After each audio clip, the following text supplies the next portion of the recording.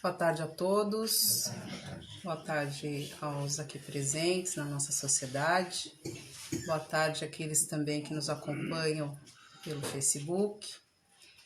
Sejam todos muito bem-vindos, sintam-se acolhidos e abraçados pela nossa casa. Aqueles que desejarem fazer a fluidificação da água, podem separar um recipiente, um copo, uma garrafinha com água, deixando próximo de si, que ao final da nossa atividade, durante o passe, os benfeitores farão a fluidificação dessas águas. Queria fazer um convite a todos, aqueles que ainda não participam, que participem do momento de preces e orações, momento diário de oração intitulado, que acontece pela plataforma do Facebook diariamente às 9 horas da manhã. É um momento de colocarmos um pouquinho de boas vibrações no nosso lar, na nossa mente e começarmos o dia bem. Queria fazer um outro convite para o Evangelho no Lar, que acontece através do Meet. Já existe um grupo grande de famílias participando desse Evangelho, que acontece pelo Meet, né? E aqueles que desejarem participar podem entrar em contato através do Facebook, tem ali um link para deixar o seu número, que no horário, às 21 horas, a responsável pelo Evangelho vai mandar o link para vocês, para que vocês possam participar. E eu já adianto que é muito bom. Então vamos iniciar com a prece. Eu peço a todos que se concentrem, que me auxiliem em pensamento. Vamos elevar o nosso pensamento ao Pai, acalmando nossos corações, nossas mentes, nos tornando receptivos a esse momento, pedindo a presença amiga dos benfeitores espirituais para que nos envolvam em paz, em serenidade, em harmonia, que possamos, através da palestra de hoje, refletirmos um pouco mais a respeito dos ensinamentos do Mestre Jesus. Que esses ensinos sejam internalizados em nós, nos tornando pessoas melhores, mais bondosas, mais caridosas, mais humildes e com mais amor ao próximo. Assim, certos desse amparo, pedimos então a permissão para iniciarmos a atividade da tarde de hoje. Que assim seja. A palestra de hoje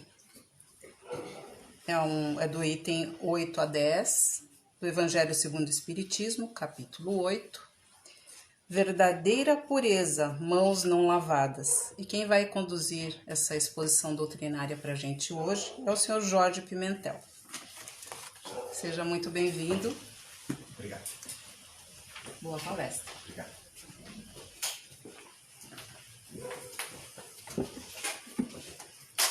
Boa tarde, queridas irmãs, queridos irmãos. Boa tarde.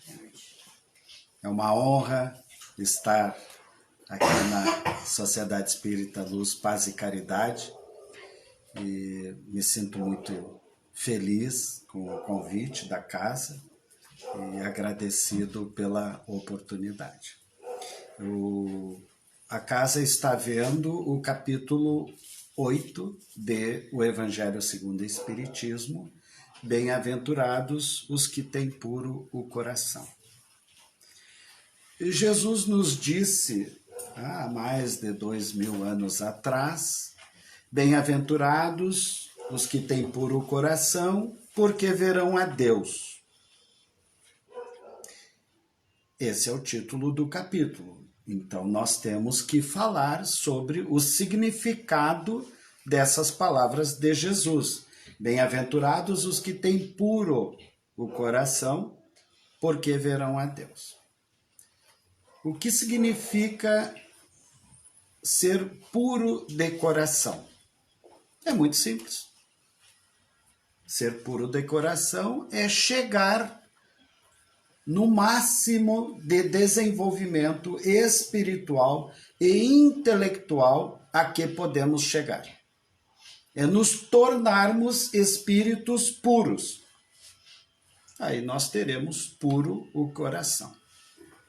Alguém saberia dar um exemplo de um espírito puro que passou aqui pela terra? Jesus. É o único exemplo.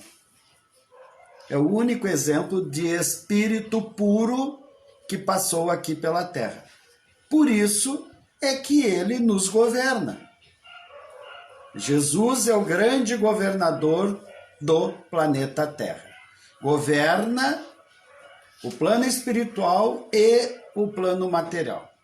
Todos os nossos destinos estão jungidos, ligados à figura do Cristo. Não tem escapatória. Até os bandidos, os marginais, os seus destinos estão ligados à figura do Cristo. Ele é o único espírito puro presente na psicosfera do planeta. Ele comanda a tudo e a todos. Então, quando nós chegarmos, segundo as palavras de Jesus, ao estado de espírito puro, o que significa espírito puro?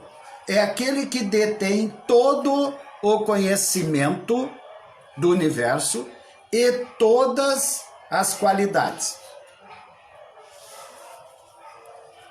Todas as virtudes, todo o conhecimento do universo e todas as virtudes. E aí Jesus nos disse, esse que tem o coração puro, que chegou ao estado de puro espírito, esses verão a Deus.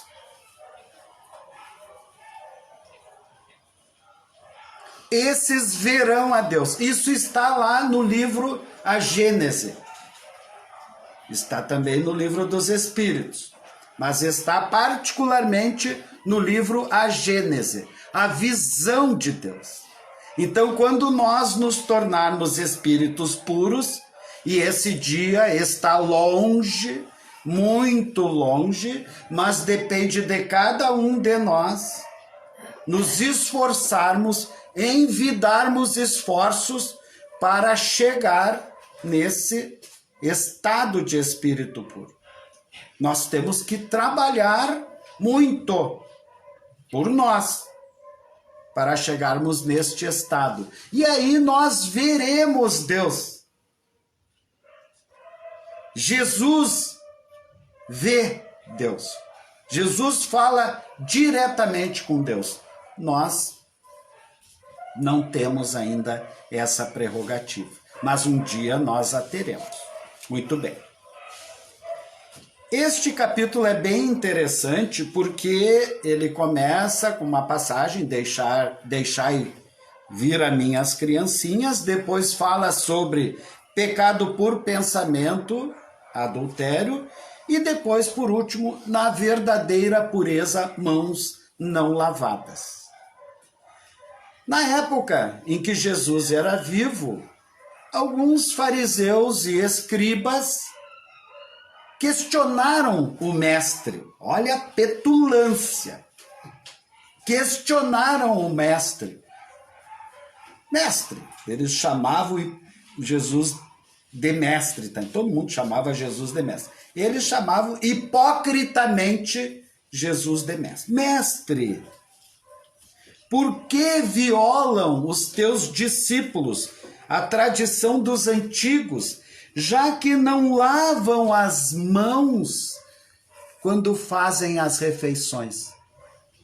Olha a preocupação desses doutores da lei.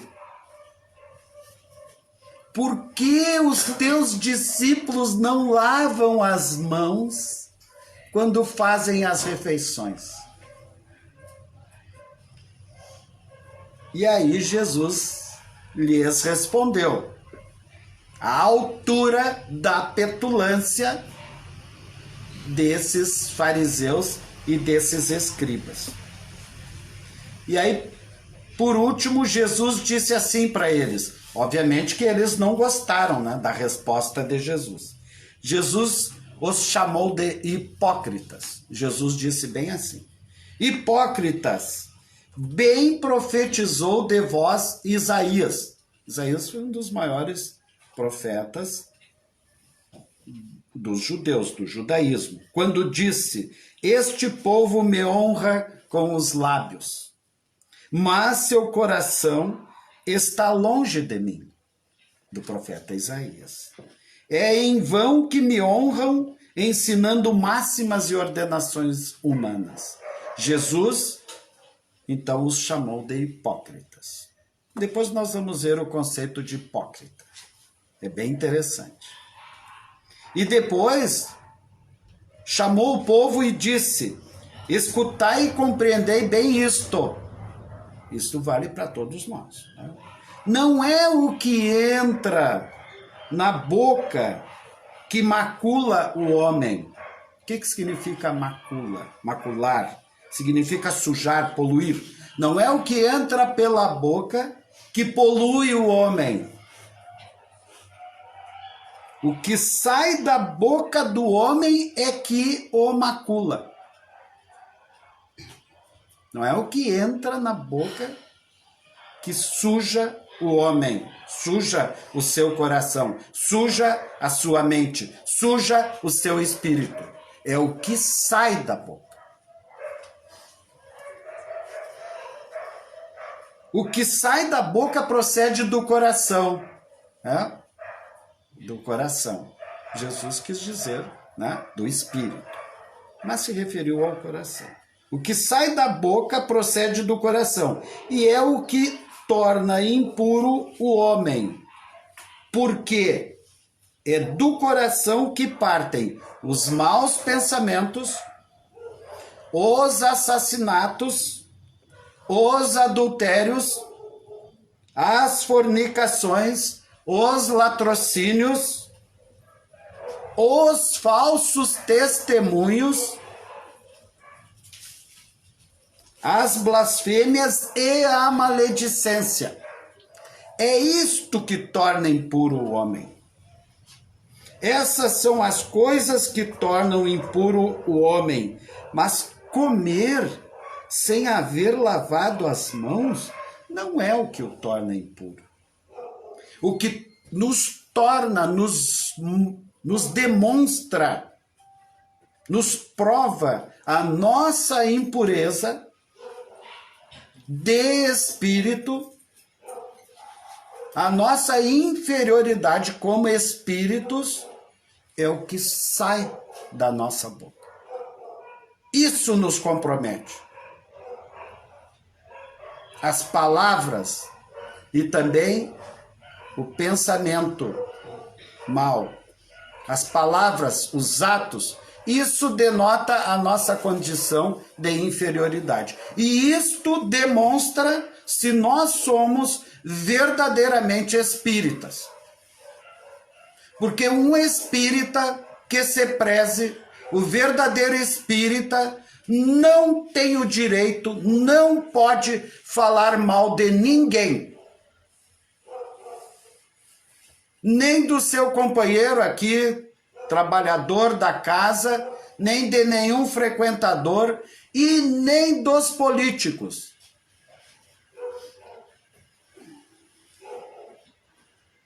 Maledicência.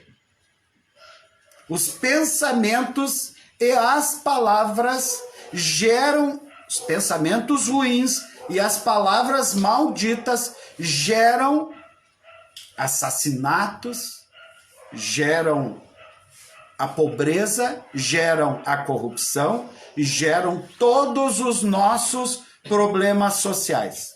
Todos os nossos problemas sociais são oriundos dos nossos maus pensamentos, das nossas palavras malditas e das nossas ações contrárias à caridade humana. A caridade conforme a entendia Jesus.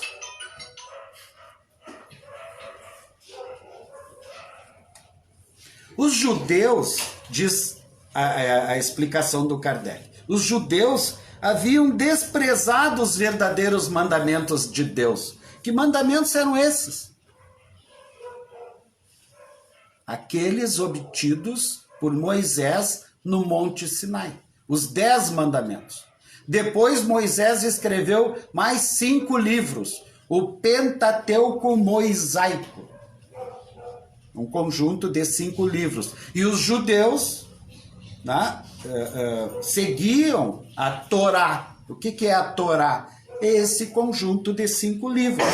É o velho mandamento. Os livros escritos por Moisés. Mas Moisés nos trouxe mandamentos, ensinamentos obtidos diretamente, ditados diretamente pelos espíritos de luz a ele no Monte Sinai. Moisés era um grande médium de efeitos físicos, através da escrita direta.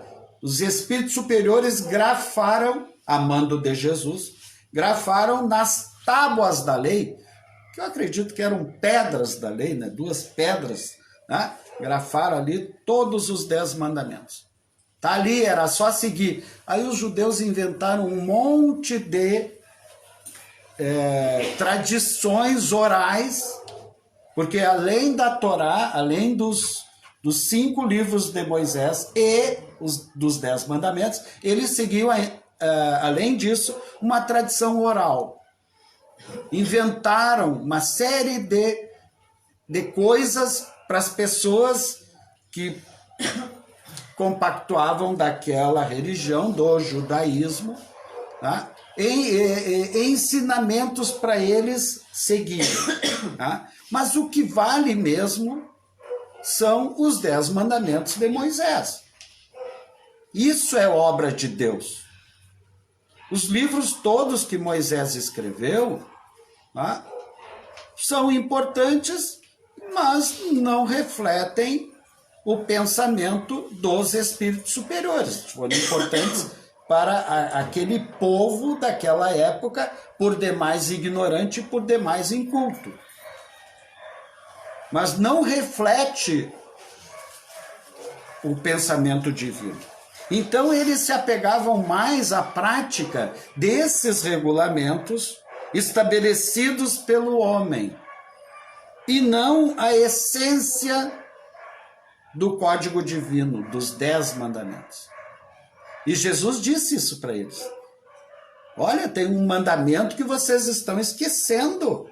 Honrar pai e mãe. Está aqui no Evangelho de Mateus. Honrar pai e mãe. Dar-lhe assistência enquanto são vivos. Eles estão fraquinhos, eles estão doentes, eles estão necessitados da tua atenção e da tua bondade e da tua caridade. Então, assiste-os na sua velhice.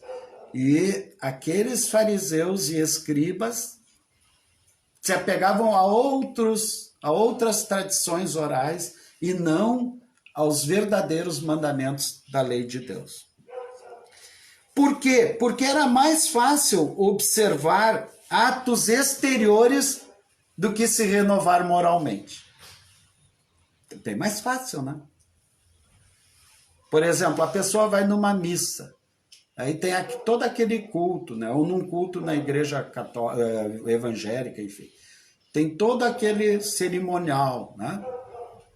E aí acha que é suficiente. Ou a pessoa vem num centro espírita, toma um passe, né? Fluidifica a sua aguinha, leva a sua água para casa, assiste uma palestra, acha que é suficiente. Lê do engano. Não é suficiente. O que os espíritos superiores nos pedem? A nossa reforma íntima, a nossa reforma moral. Nós temos defeitos, e defeitos graves, e temos que trabalhar diuturnamente contra esses defeitos. Para quê? Para que aflorem as nossas qualidades. Cada um de nós sabe o defeito que tem, os defeitos que tem. É ou não é verdade? Cada um de nós sabe os defeitos que tem? Todos nós sabemos? Muito bem. O verdadeiro espírita não é aquele que não tem defeito, porque todo mundo tem. O verdadeiro espírita é aquele que luta diariamente. É uma guerra sem tréguas contra os seus defeitos de caráter, os seus defeitos morais. E isso eles não faziam naquela época. Eles se agarravam aos cultos exteriores, ao sacrifício, né? Enfim, uma série de coisas previstas ali naquela legislação e não a essência, porque era mais fácil. Assim também aconteceu com a doutrina moral do Cristo. Jesus nos trouxe, Moisés nos trouxe a primeira revelação divina. Jesus nos trouxe a segunda revelação divina. Os seus ensinamentos encheram as nossas almas de esperança em dias melhores, em um mundo melhor. Jesus nos trouxe vários ensinamentos. Vários. E aí a humanidade achou mais fácil criar cultos externos do que se reformar moralmente. E a doutrina de Jesus acabou sendo relegada a segundo plano. Kardec diz mais aqui, que o objetivo da religião é conduzir o homem a Deus. Ora, o homem só chega a Deus quando se torna perfeito. Então, essa é uma trajetória toda nossa de espíritos imortais que somos. Esse é um dos grandes objetivos. Ninguém está aqui na Terra a turismo. Nós temos objetivos bem definidos. O nosso espírito imortal sabe o que quer. Apesar de que, quando nós reencarnamos, a gente esquece, né? E aí começa a batalhar em cima somente de bens materiais. Eu quero comprar isso, eu quero comprar aquilo, eu quero comprar, adquirir, consumir. Nós somos uma sociedade consumista, fruto do capitalismo selvagem. Então nós temos que aprender a identificar qual é o nosso objetivo aqui na Terra. A gente não veio a passeio, não veio a turismo, não veio para se divertir. A gente veio para se tornar uma pessoa melhor. E o Espiritismo, os Espíritos Superiores nos explicam que tu só te tornas melhor quando tu praticas a verdadeira caridade. E o que é a verdadeira caridade, conforme a entendia Jesus? Tem essa paredezinha, a gente não consegue enxergar. O que é a verdadeira caridade, conforme a entendia Jesus? Consiste em 3 coisas. Está lá no Livro dos Espíritos, questão 886. E parece-me que muitos espíritas ainda não entenderam essa mensagem dos espíritos de luz. Benevolência para com todos. O que significa benevolência? Boa vontade.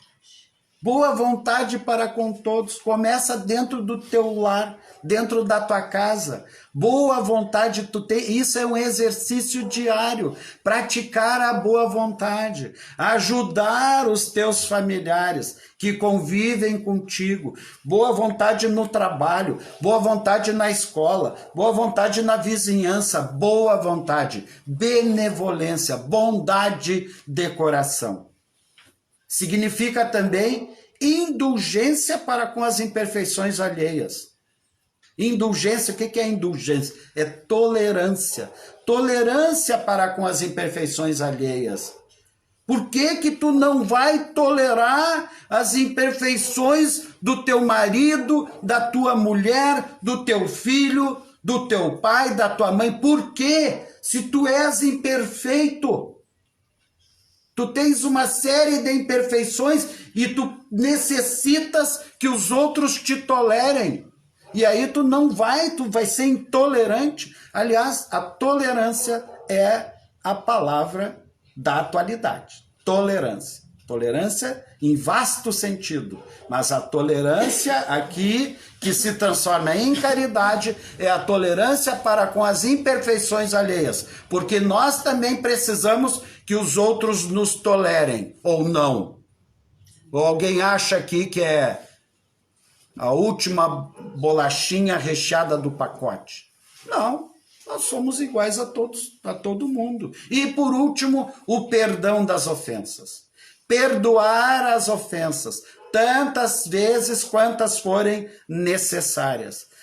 Praticando a verdadeira caridade é a única forma de nós nos aperfeiçoarmos, de nós evoluirmos moralmente e espiritualmente, praticando a verdadeira caridade. Claro que essa é a caridade moral. Aquela outra caridade material também, claro, é importante.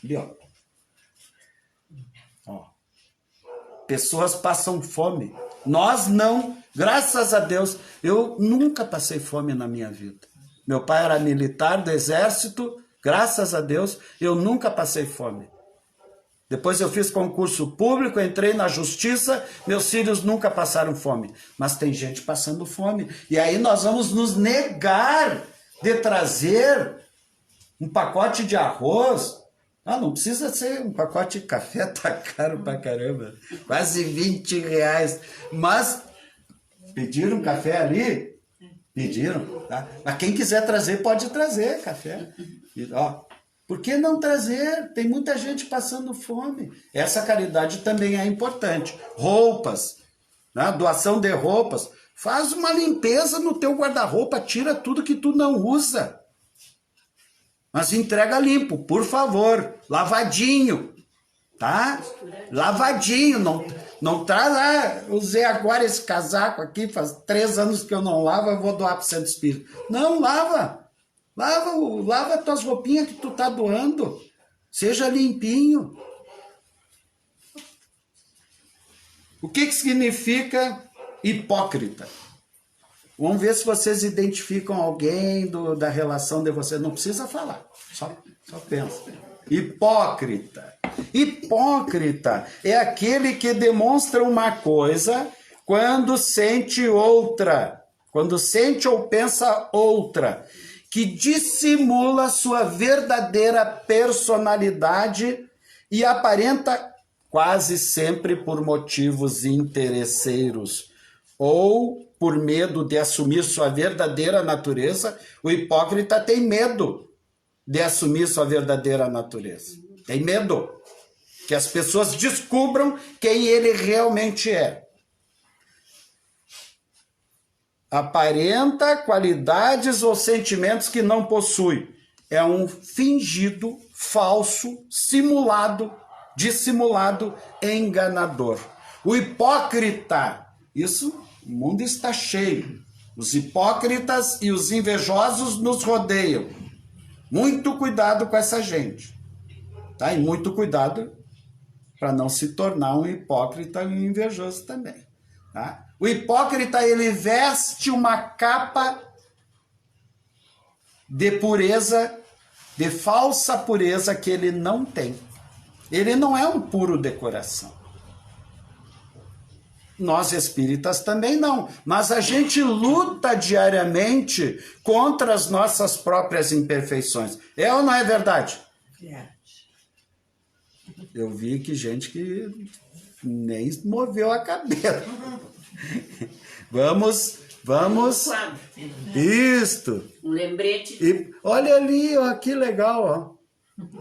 Reconhece-se o verdadeiro espírita pela sua transformação moral. Transformação moral. Olha, gente, aquele espírita que frequenta o centro espírita há anos e não mudou uma vírgula, está perdendo tempo. Está perdendo tempo dentro do centro espírita. E pelos esforços que emprega para domar suas inclinações más. Isso está no Evangelho segundo o Espiritismo. Verdadeiro repositório de palavras boas, de ensinamentos morais, de condução. Nós espíritas precisamos de um livro para nos guiar a nossa vida em qualquer situação em que nós nos encontrarmos. Está aqui esse livro.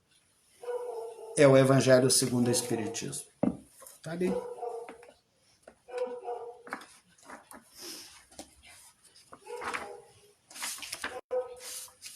Desmarquei. Ah, tá aqui. Então nós vivemos cercados de pessoas hipócritas. E nós temos que saber identificar a hipocrisia onde ela estiver. Nós temos que saber identificar a maldade onde ela estiver. E também vivemos cercados de pessoas invejosas. Não basta ter, pois, Kardec termina essa parte dizendo, não basta ter, pois, as aparências da pureza. É preciso, acima de tudo, ter a pureza do coração. Mas como nós já falamos, né? Nós, espíritas, nós temos a consciência dos nossos defeitos. Nós temos.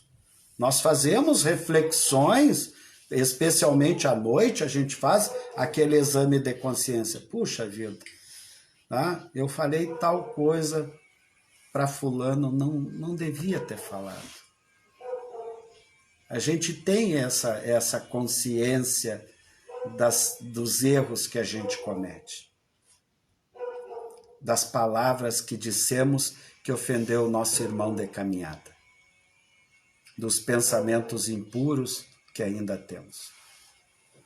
Vários pensamentos impuros são nossos, mas outros tantos, eu ouso dizer que a maioria dos nossos pensamentos impuros não são nossos.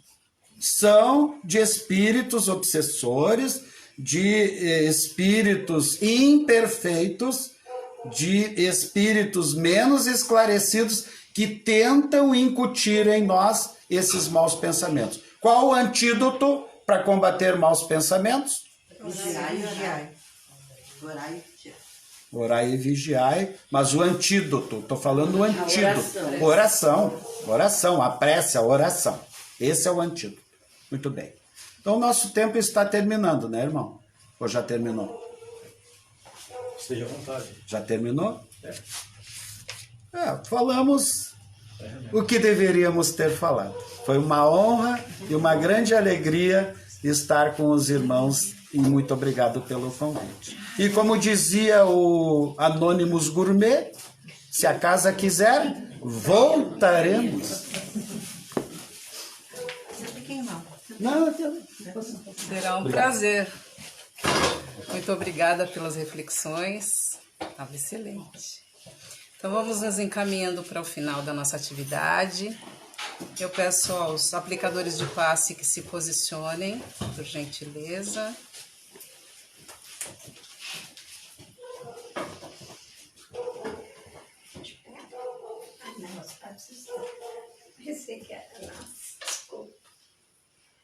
Então vamos serenando novamente nossos corações, imaginando a figura do Mestre chegando até nós, através dos benfeitores amigos que nos envolvem agora em amor, em serenidade, em harmonia e união. Pedimos que esses irmãos coloquem boas energias em cada um de nós, boas vibrações, e que visitem os nossos lares, cômodo por cômodo, fazendo asepsia, tirando de lá vibrações negativas e deixando um bálsamo de amor. Que os nossos amores nos nossos lares, nossos filhos, nossos familiares, recebam também esse passe de amor, que sejam envolvidos nessa luz. Pedimos também a fluidificação das águas expostas e que em cada copo seja colocado o remédio necessário para cada um, para o seu corpo físico e para o seu espírito.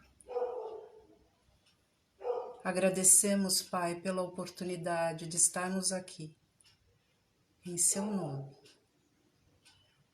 e pedimos a permissão para encerrarmos a atividade da tarde de hoje. Muito obrigada. Que assim seja. Então, obrigada a todos que aqui estiveram. Foi muito boa tarde com vocês. Todos possamos voltar aos nossos lares amparados por esses espíritos amigos, em serenidade e na paz de Jesus. Que assim seja.